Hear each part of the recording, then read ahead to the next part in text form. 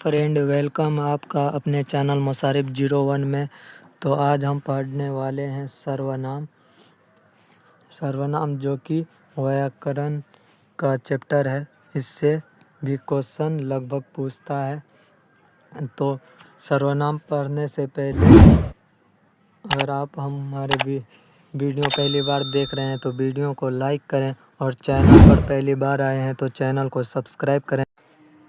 सर्वनाम किसे कहते हैं तो आइए देखते हैं। संज्ञा के बदले जो शब्द का प्रयोग होता है उसे सर्वनाम कहते हैं। यहाँ पे बोल रहा है संज्ञा के बदले जो शब्द का प्रयोग हो उसे हम सर्वनाम कहते हैं। तो संज्ञा किसे कहते हैं? तो संज्ञा जो होता है किसी व्यक्ति का नाम या जगह का नाम या किसी स्थान का किसी भाव का नाम, यह सब जो है यह संज्ञा है। इसी तरीके से इसके बदले में जो शब्द का प्रयोग होता है उसे हम सर्वनाम कहते हैं। तो आइए देखते हैं।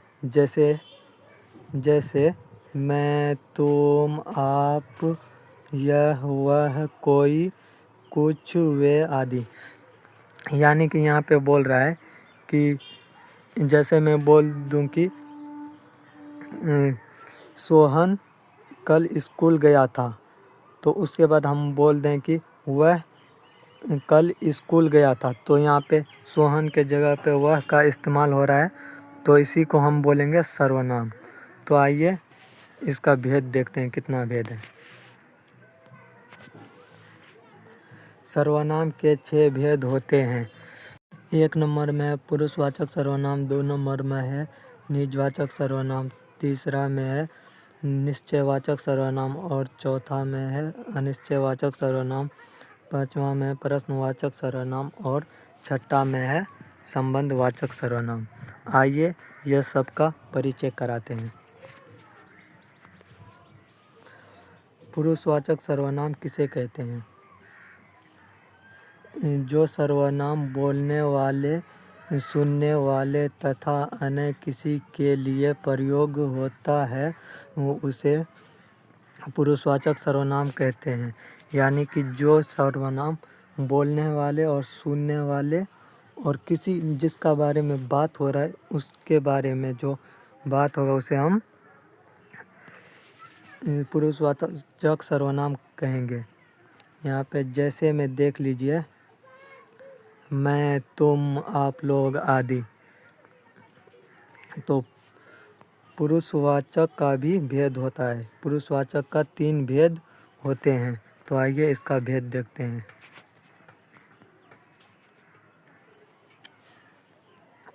पुरुषवाचक सर्वनाम के 3 भेद होते हैं। नंबर 1 प्रथम पुरुष, दूसरा नंबर में द्वितीय पुरुष, तीसरा में है तृतीय पुरुष। यहाँ पे है कि प्रथम पुरुष जैसे कि जो बोलने वाला है वो हो गया हमारा प्रथम पुरुष, जैसे मैं, हम, ये सब हो जाएगा प्रथम पुरुष। और यहाँ पे द्वितीय पुरुष जो सुनने वाला है, जैसे तू हो गया, तुम, आप, तुम लोग, तुम है, ये सब जो सुनने वाला है ये सब हो गया द्वितीय पुरुष। और तृतीय पुरुष किसे कहते हैं? जिसके बारे में हम बात करते हैं। जैसे कि हो गया कि वह आदमी बहुत अच्छा है। तो यहाँ पे हम लेकिन बात कर रहे हैं, लेकिन वो आदमी के बात कर रहे हैं, वो हो गया तृतीय पुरुष। इसी तरीके से चलिए दूसरा नंबर पे जाते हैं। निश्चयवाचक सर्वनाम। जिस सर्वनाम से स्वयं या निज का बोध होता है उसे निश्चयवाचक सर्वनाम कहते हैं। यहाँ पे क्वेश्चन कह रहा है जिस सर्वनाम से खुद, यानी कि जिस सर्वनाम से खुद का बोध हो उसे हम निश्चयवाचक सर्वनाम कहते हैं। जैसे यहाँ देखिए,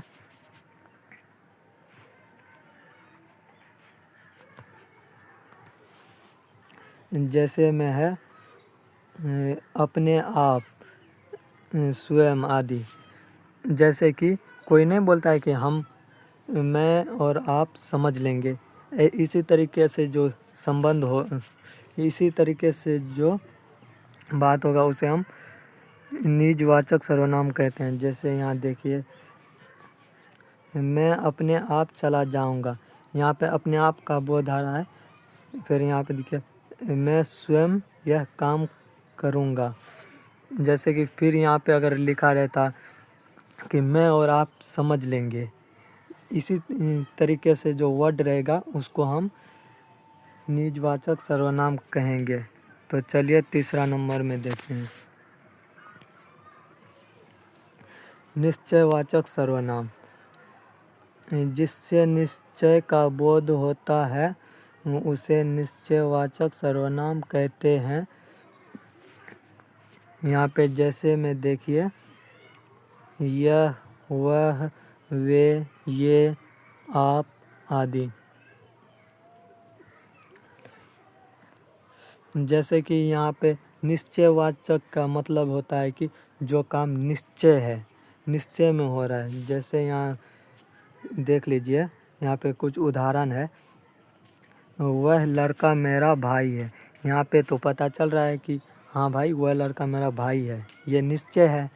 तो इसी तरीके से यहाँ वह गाय काली है, ये लोग चोर हैं। इसमें जो निश्चय का पता चलता है, जैसे कि हम जो बोल रहे हैं वो ठीक है कि वह लोग चोर है, वह गाय काली है, वह लड़का मेरे भाई है।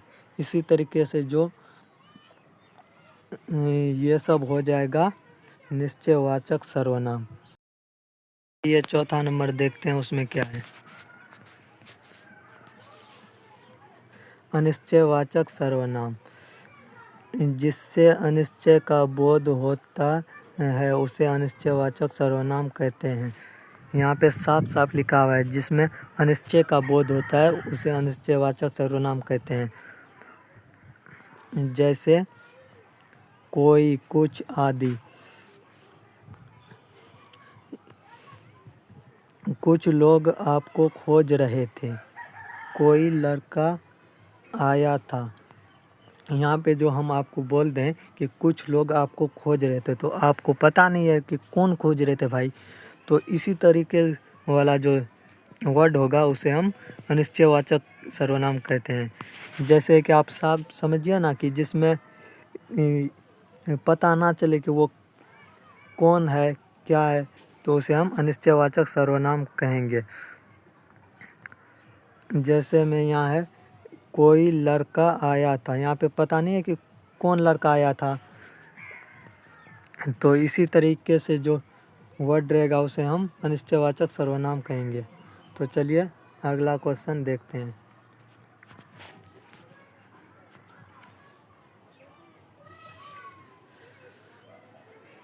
पाँच नंबर में है प्रश्नवाचक सर्वनाम। जिस सर्वनाम का प्रयोग प्रश्न कराने के लिए किया जाता है उसे प्रश्नवाचक सर्वनाम कहते हैं। यहाँ पे कह रहा है कि जिस सर्वनाम का प्रयोग प्रश्न कराने के लिए किया जाता है उसे हम प्रश्नवाचक सर्वनाम कहते हैं। जैसे क्या, क्यों, कौन आदि, ये सब जो रहेगा उसे हम प्रश्नवाचक सर्वनाम कहेंगे। यहाँ पे देखिए लिखा हुआ है, कौन आया, क्यों आया। जैसे कि कोई जो कहीं पे चला जाता है वो जो पूछता है क्यों आया, किस लिए आया, तो ऐसा वर्ड जो रहता है जिसमें हम प्रश्न करते हैं वो प्रश्नवाचक सर्वनाम हो जाता है। साफ साफ समझिए ना, जिसमें यह प्रश्न वाला चिन्ह रहेगा उसे हम प्रश्नवाचक सर्वनाम कहेंगे। तो चलिए अगला टॉपिक पे चलते हैं, संबंधवाचक सर्वनाम।